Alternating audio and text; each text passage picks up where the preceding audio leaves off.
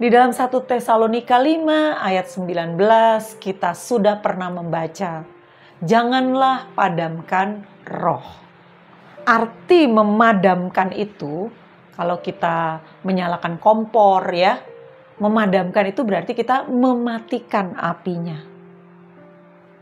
Nah, itu berhubungan dengan keterangan firman Tuhan mengenai Roh Kudus sebagai api. Kita ingat ketika Roh Kudus dicurahkan pada hari Pentakosta di atas loteng Yerusalem, dikatakan Roh Kudus itu turun ke atas setiap orang seperti lidah-lidah api. Itulah sebabnya Tesalonika berkata, jangan padamkan roh.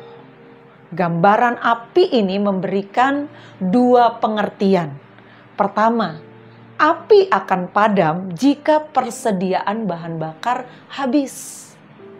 Jadi, jangan padamkan roh artinya jangan sampai bahan bakar yang menyalakan api Roh Kudus itu habis di dalam diri kita. Jika kita tidak mengobarkan tubuh kita ini untuk berjuang melakukan kehendak Tuhan, kita gagal setia di dalam doa, kita gagal hidup menjadi saksi Kristus, kita gagal membaca dan merenungkan firman Allah, maka lama-kelamaan bahan bakar itu akan habis dan api roh akan padam dalam hidup kita. Caramu menjaga supaya engkau tidak memadamkan api Roh Kudus dalam hidupmu. Konsistenlah untuk berjuang melakukan kehendak Bapa. Konsisten untuk selalu datang pada Tuhan dalam waktu-waktu doamu secara pribadi. Konsisten untuk membaca firman Tuhan, merenungkannya dan melakukannya.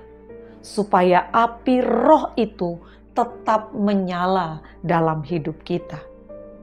Kedua, kita bisa mematikannya dengan cara menyirami dengan air.